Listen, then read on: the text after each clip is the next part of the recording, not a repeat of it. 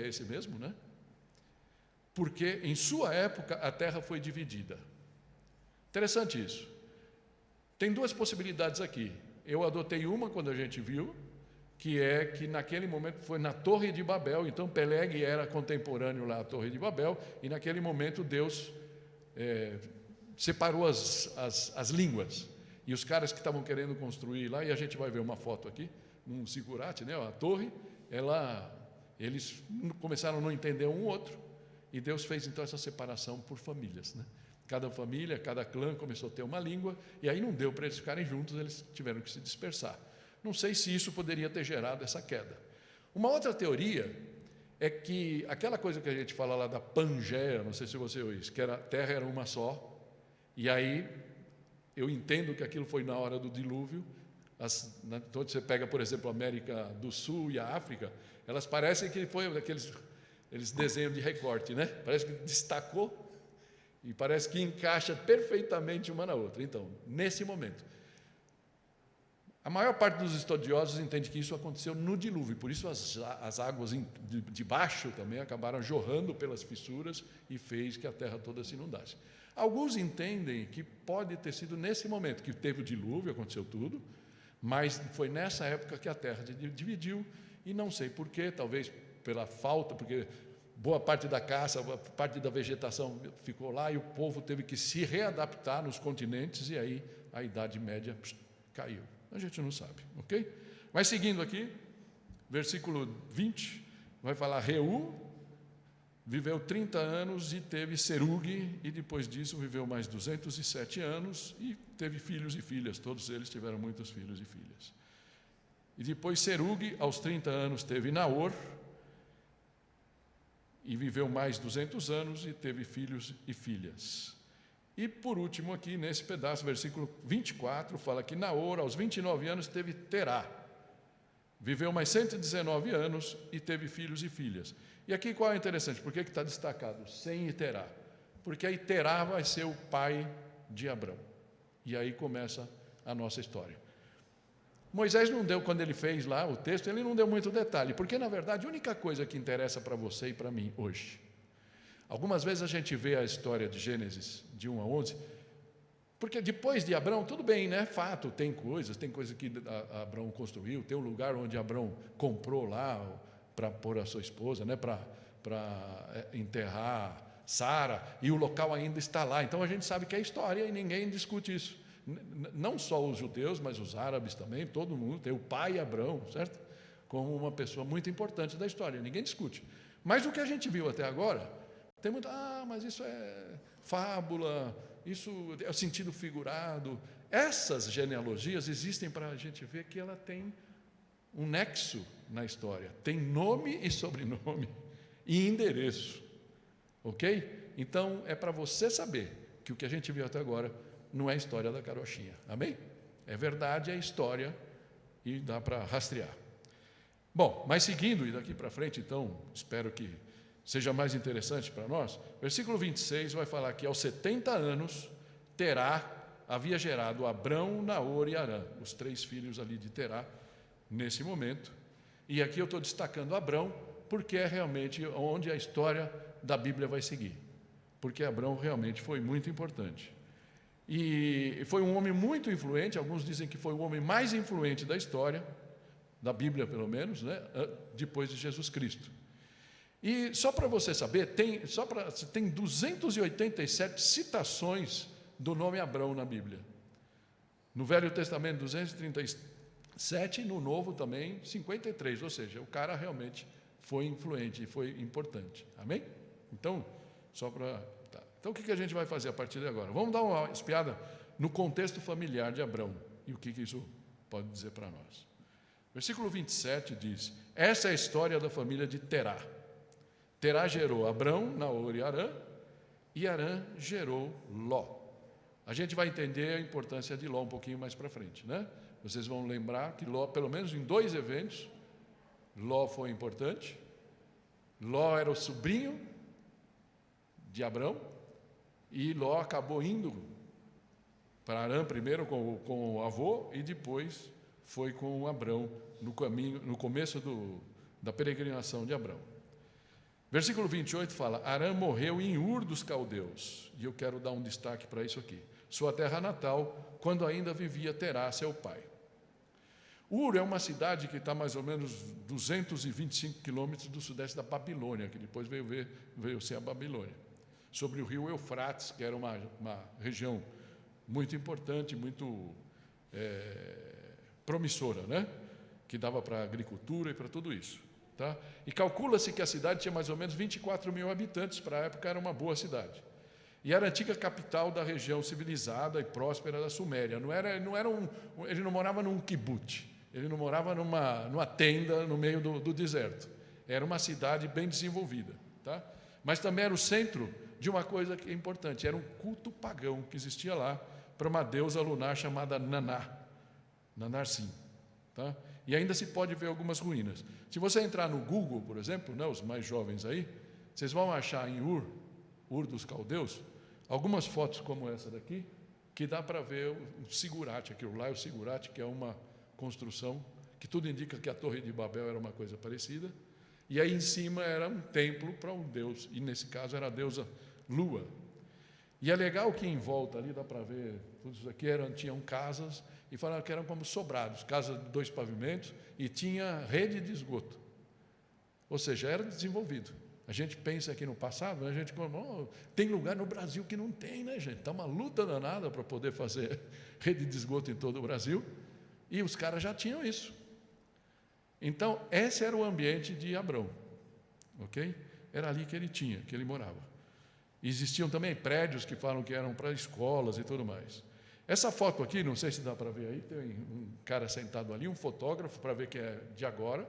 Esse é aquele mesmo templo para essa deusa aí da lua. Isso está no Iraque hoje, né? Ur é na região do Iraque, ok? E é interessante quando a gente olha, né? Então, Abrão, portanto, procedia de uma civilização bem desenvolvida, não era que saiu do mato ou do deserto para seguir a vontade de Deus, e procedia de uma família idólatra. Idólatra. Como o próprio Josué atesta, e eu queria aqui trazer um texto de Josué 9, 2 e 3, que fala assim: assim diz o Senhor, o Deus de Israel, há muito tempo os seus antepassados, inclusive Terá, pai de Abrão e de Naor, viviam além do Eufrates e prestavam culto a outros deuses.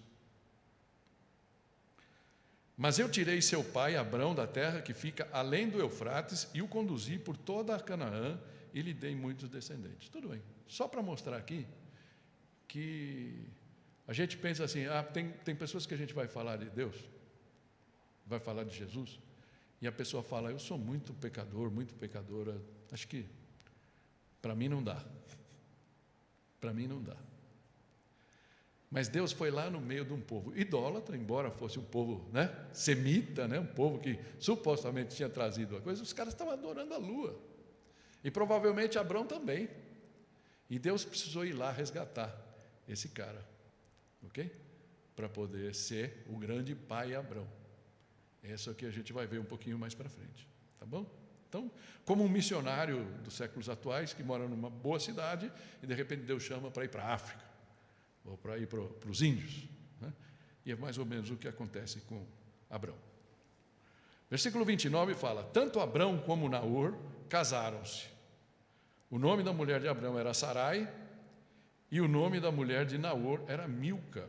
Esta era filha de Arã, o filho que morreu, pai de Milca e Isca.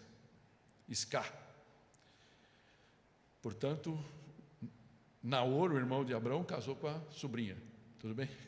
Só para ir vendo como é que era naquele tempo. E ora, Sarai era estéril, não tinha filhos. Eu estou aqui só grifando isso, porque isso vai ser importante no chamado que Abrão vai receber. Deus vai falar para Abrão que ele ia ser pai de uma grande nação. Mas só que até aquele momento era casado com uma única mulher e ela era estéril. Então, como é que ele ia ser pai de uma grande nação? Não é? Então, esse é um pouco de tensão para a gente ver como Deus age no improvável. Ok? Então, versículos 31 e 32 são os últimos do capítulo 11, certo? Que seria o nosso fim desta jornada que a gente fez desde o capítulo 1. e fala assim: Terá tomou seu filho Abrão, seu neto Ló, filho de Harã, e sua nora Sarai, mulher de seu filho Abrão, e juntos partiram de Ur dos caldeus para Canaã. Mas ao chegarem a Harã, estabeleceram-se ali, ou seja, ficaram no meio do caminho. Então Terá viveu 205 anos e morreu em Harã. Interessante.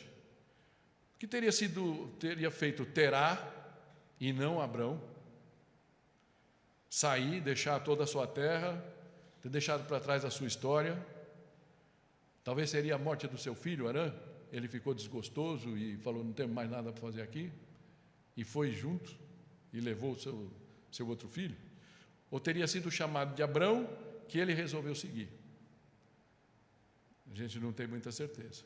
Mas vamos avançar um pouquinho no capítulo 12 para tentar entender melhor essa história, tá bom?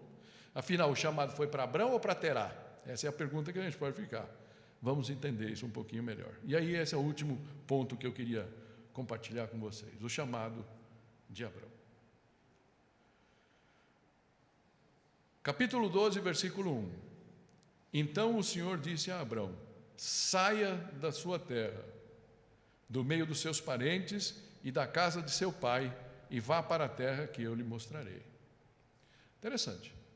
Deus faz muitas promessas aqui, transcendentes para Abrão, que a gente vai ver.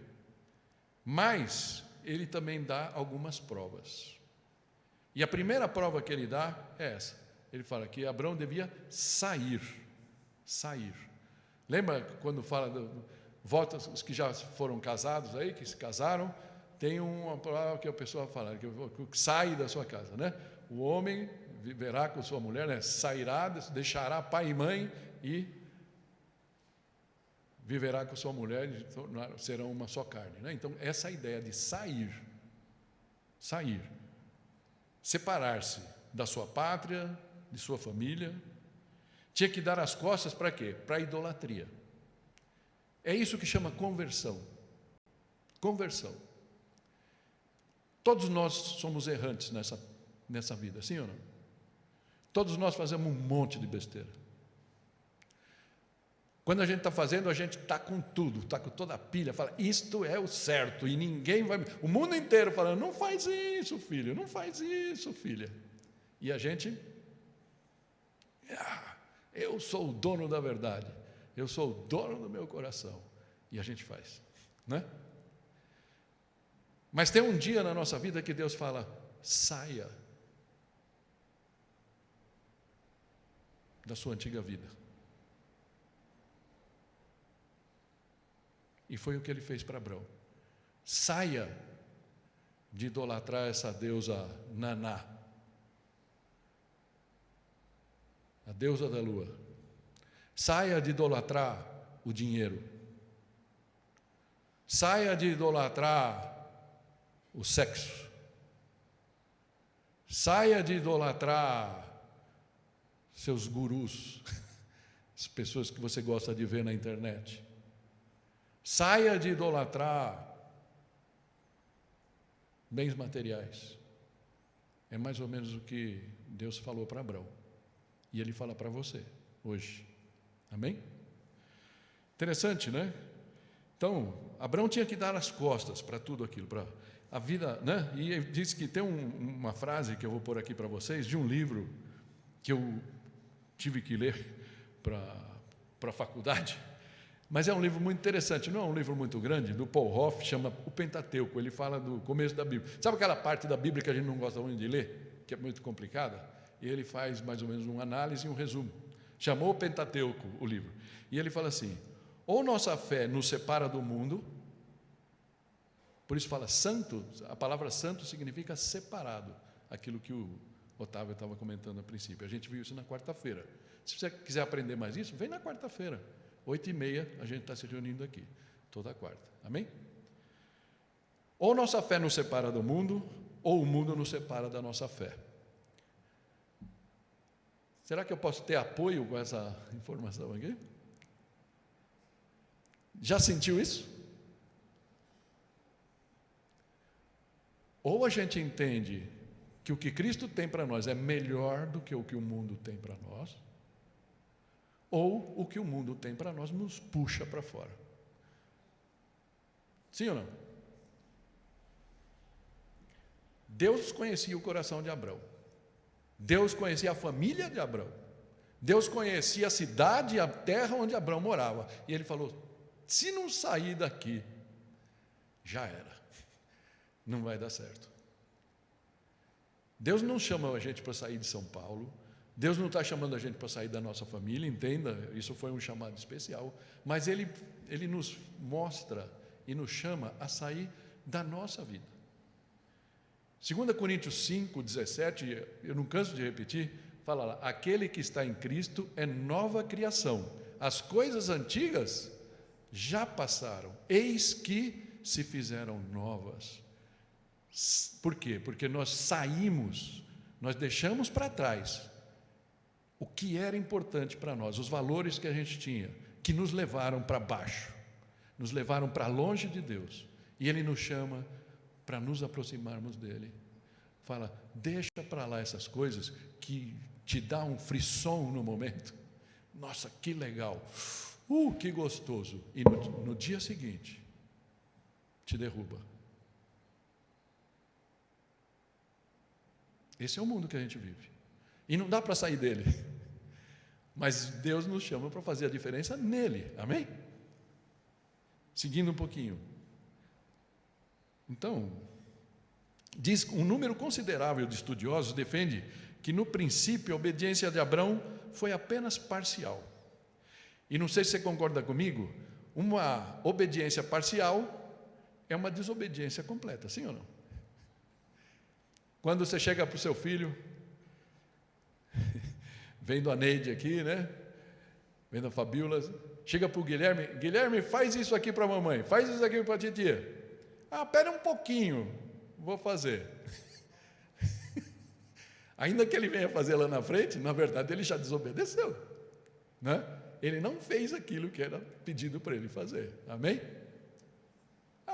Vou deixar para domingo que vem, Nós somos assim, amém? Mas será que é verdade? Vamos aqui caminhar um pouquinho. Tem um texto de Atos 7, Estevão, um diácono, que foi apedrejado, e Deus dá um vislumbre para ele. Ele faz um discurso, e muitas pessoas se converteram quando ele faz aquele discurso. E ele fala assim, só um pedacinho aqui, versículos 2 a 4 do Atos 7. Ele fala assim: irmãos e pais, ouçam-me.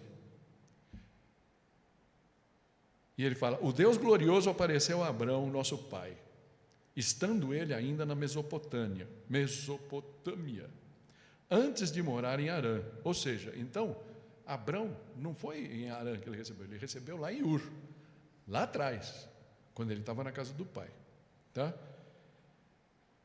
E ele disse: saia da sua terra e do meio dos seus parentes e vá para a terra que eu lhe mostrarei. Então ele saiu da terra dos caldeus e se estabeleceu em Harã, não onde Deus falou, no meio do caminho. Depois da morte de seu pai, Deus o trouxe a esta terra onde vocês agora vivem. Ele está falando para os judeus, logicamente, né? Ok? Uma coisa aqui que eu queria chamar a atenção, né? Esses estudiosos veem isso aqui e falam: Abrão seguiu Terá, que era o pai dele, e com ele ficou até a morte. Se a gente olhar para isso humanamente, fala: puxa, Abrão foi legal, né? Sim ou não? Puxa, coitado do Terá, saiu da sua terra e tudo mais. Mas como poderia ter sido a história de Abrão? Vocês viram que Abrão teve um filho com quantos anos? 100. Mas nessa época ele tinha 75. Será que Deus poderia ter abençoado ele antes? Será que Isaac poderia ter nascido antes? E se Isaac tivesse nascido antes, Ismael não precisava ter sido produzido com a escrava?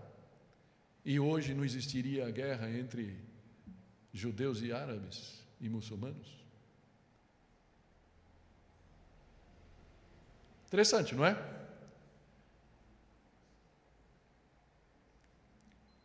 Aparentemente, aí é uma suposição, de alguns. Outro dia estava ouvindo Augustus Nicodemos, reverendo Augustus Nicodemos, né? Bem confiável, e ele usando esse texto, ele falou, dá para a gente supor que o que aconteceu aqui é que Deus falou realmente com Abrão lá atrás, quando ele estava lá em Ur, e ele compartilhou com seu pai, e o pai tinha morrido o filho mais novo, sei lá por quê, falou, não, esse Deus deve ser legal, vou também, e ele não teve a coragem de falar, pai, o chamado é para mim, não é para você. O que Deus falou para mim, é para eu sair da minha parentela. Fica aí, pai. Fica na paz. E outra, Ló teve com ele. Se você tiver oportunidade, se você tiver curiosidade, você vai ver que logo ali depois, no começo, já teve um entreveiro. Por quê? Porque naqueles anos que eles ficaram em Harã, tanto Ló quanto Abrão, e lógico Terá, até que Terá tivesse morrido, eles engordaram. Como a gente. Você fica sem fazer nada, a gente vai, né? Fala, que bonito, está abençoado, né? Eu olho para a minha barriga e fico, cara abençoado, né? Se eu corresse todo dia, se eu andasse todo dia, se eu me esforçasse, fizesse dieta, eu não teria essa barriga, certo? Ok, então, aconteceu isso. Quando então morre o pai de Abrão, eles estavam gordos, tinham tanto gado, tinham ganhado tanto dinheiro, que aí ele não teve coragem também de falar para Ló, fica, e levou Ló com ele. Foi um rolo, porque eles tinham tanto gado que os pastores do gado brigavam entre si, até um dia que eles chegaram, lá, não lembro exatamente que versículo, mas acho que está ainda no capítulo 12, ele chega e fala, gente, para, vem aqui, querido Ló, fala assim, olha aqui para onde a gente está, olha, para que lado você quer? Se você for para a direita, eu vou para a esquerda. Se for para o norte, eu vou para o sul. E assim por diante. E aí, Ló olhou lá, legal, perto de Sodoma e Gomorra, e falou, eu prefiro esses campos aqui, verdinho, bonito, e foi. E depois deu ruim para ele, mas aí saiu. Então, é interessante que Deus falou com Abrão lá em Ur, e foi um silêncio total. Até o momento que ele despachou Ló. Quando ele despachou Ló, então Deus voltou a falar com Abrão. Será que nós estamos nesse momento da nossa vida? Deus mostrou um propósito para nós e nós estamos patinando, engordando, talvez até ganhando dinheiro. Nossa, que bênção! Abrão foi abençoado, Deus abençoou sim com dinheiro, mas não era dinheiro que Deus tinha para ele. Deus tinha um propósito, um futuro, uma missão. E a partir daquele momento, Abrão encarou, e graças a Deus por isso. E então, a promessa que Deus faz para ele está nos versículos 2 e 3, e a gente encerra aqui. Fala assim, farei de você um grande povo. Essa é a tensão. Ele tinha uma esposa estéril, que na época, coitada, era muito complicado. Hoje ainda é, mas naquele tempo muito mais, porque era sinal que Deus abençoava, tinha família e tudo mais. Farei de você um grande povo, e o abençoarei. Tornarei famoso o seu nome, e você será uma bênção. Não é porque Abrão era legal, já explicamos. É porque Deus ia fazer o nome dele ser importante. Amém? E ele fez. E tanto é que você fala para um muçulmano de Abrão, ele fala, meu pai Abrão. Você fala para um judeu, e ele fala, meu pai Abrão. E esse cara era um idólatra, morando num lugar idólatra. Mas Deus pôs a mão sobre ele e separou. Deus moveu o tabuleiro. Será que Deus quer mover o tabuleiro na tua vida? Será que é para isso que você veio aqui hoje? Para que Deus possa mover o tabuleiro da tua vida e fazer uma diferença nela? Fazer você ser uma bênção? Fazer você se tornar um grande povo? Interessante que Tiago, o irmão de Jesus, em Tiago 2,23, ele fala assim, cumpriu-se assim a escritura que diz, Abrão, e aqui já Abraão, né, porque teve um momento que Deus mudou o nome dele, creu em Deus, e isso lhe foi creditado como justiça. E ele foi chamado amigo de Deus. Não trouxe mais passagens aqui, mas é legal, você vai lá em 1 Crônicas, acho, está lá, Deus falando, né, através do profeta Isaías, e ele fala, Abrão, meu amigo. Ele se tornou amigo de Deus, e Deus quer ser seu amigo, seu pai, mas seu amigo, aquele que conhece o que você precisa e quer mudar a sua vida, amém? O último versículo que eu quero ir, estamos entrando onde falamos que não ia entrar, né, que a gente ia só até o capítulo 11, fala assim, abençoarei os que te abençoarem, que o abençoarem, e amaldiçoarei os que o amaldiçoarem, e por meio de você, todos os povos da terra serão abençoados, amém? É interessante porque Abraão nunca viu isso. Ele teve Isaac, teve Ismael antes, mas o único terreno que ele conquistou foi o terreno que ele comprou a preço, que foi onde ele sepultou Sara. A única terra que ele viu em vida. Interessante. Mas Deus usou o embrião, usou Abrão, para dali criar o povo, que foi o povo dele, o povo judeu, que hoje está tão em discussão, certo? Mas foi esse povo que ele transferiu essa bênção de Abrão para que o povo judeu fosse bênção. Mas Israel não conseguiu cumprir isso. Em algum momento, Israel se ensimesmou. Conhece essa palavra? Israel se voltou para si mesmo. Se voltou para si mesmo. E pensou que o mundinho deles era o suficiente só para eles e os outros eram gentalha, gentios. A palavra que a Bíblia usa, gentios. Só que Deus fez com que aquele Abrão imperfeito fosse substituído pelo novo Abrão, Jesus Cristo, o Abrão perfeito, o Abrão que não desobedeceu mais ou menos, obedeceu até a morte, e morte de cruz, amém? E através de Jesus, aqueles judeus que aceitaram Jesus, conseguiram ser bênção, e essa bênção é a bênção que chegou até nós. Se alguns judeus não tivessem se convertido, a gente não estaria hoje aqui falando da palavra de Deus e falando de Jesus, amém? Então, é como se Deus tivesse transferido para nós essa bênção e para nós essa missão, através de nós, os crentes, os cristãos, os filhos de Deus, é que todos os povos da terra ainda serão abençoados, amém? Tem um versículo aqui de Levítico 20, 26, que era primeiramente dado a Israel, mas está automaticamente transferido para nós, que fala assim, vocês serão santos para mim, porque eu, o Senhor, sou santo.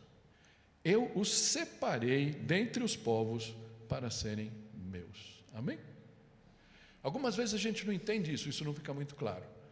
Algumas vezes até a gente aceita Jesus, é batizado, faz todo o protocolo, mas demora para cair a ficha, para falar, querido, querida, eu te separei. Quando vai? É gozado que o Otávio, bem mais jovem que eu, né, falando de cair a ficha, né? Então não sei se o Davi, o Luan e as meninas sabem o que é cair a ficha, né? Essa coisa velha, né? Acho que já ouviu tanto, já acostumou, já sabe o que é, né? Mas é o tempo dos orelhões, né? Já usou alguma vez um orelhão na vida? Acho que não, né? Tinha umas fichinhas que você punha lá, então quando a ficha caía, tchuc, fazia aquele barulho, e a gente fala, caiu a ficha, né? Então é mais ou menos essa a ideia. Ou seja, a gente entender realmente o que aconteceu. O que Deus quer da gente? Deus quer um bando de consumidores que vem aqui nos domingos, por exemplo, por favor, isso não é contra isso, é parte do processo, que a gente vem aqui, escute uma palavra, consuma e vai embora e a vida acaba aí? Não. Ele quer separar você para fazer diferença para o carteiro que chega na tua porta. para a caixa do supermercado quando você for lá. E alguns a gente sabe que é uma batalha, uma vitória quando consegue fazer isso, né? E a gente poder falar, olha, foi Deus que me permitiu fazer isso. Amém? Foi o que Abraão acabou fazendo. E por isso que Abraão foi entendido como homem no coração, o amigo, o coração de Deus. Jesus, um pouco antes de morrer, disse para os seus discípulos: não vou chamar mais vocês de servos, mas vou chamar vocês de amigos, porque vocês já me conhecem e sabem o meu propósito, e sabem por que eu vim e para que eu estou aqui. Eu queria convidar você a fechar os olhos, para a gente terminar, para ter uma palavra de oração nesse momento. E eu queria que você pensasse na sua história. Quais são os seus ídolos? O que para você é tão importante, que acaba sendo mais importante do que Deus na sua vida? E aí eu queria que você considerasse se isso tem sido satisfatório, se tem preenchido os espaços da sua alma, ou sua alma continua seca, sedenta. Deixa eu dizer uma coisa para você: essa sede da sua alma, só Jesus pode suprir. Quem sabe hoje é o dia de você convidar Ele para começar a fazer diferença na vida dele. Senhor, eu quero ser separado, separada para Ti. Faz diferença na minha vida. Pai Santo, nós entramos na Tua presença, pedindo que o Senhor complete, Pai, o senso, o nexo dessa mensagem, de todos esses capítulos de Gênesis que nós pudemos acompanhar aqui semanalmente, e que ele ainda possa reverberar, Pai, produzir os frutos no coração, na mente e na vida dos meus queridos irmãos e amigos aqui, ó Pai. Que o Senhor possa fazer a cada um aqui entender o que Jesus pode ser para eles. Qual foi o objetivo de Jesus morrer naquela cruz e ter ressuscitado ao terceiro dia, ou seja, o selo de Deus, falando: esse era o meu filho, e o que ele fez teve o meu apoio, e o que ele fez eu aqui aceito e repito. Todos esses que ele pôs a mão, aqueles que ele ainda alcançar ao longo da vida, eu vou colocar o meu selo, eu vou justificar, vou ver como justos, e vou chamar também de meus filhos, meu filho, minha filha, em nome de Jesus. Amém.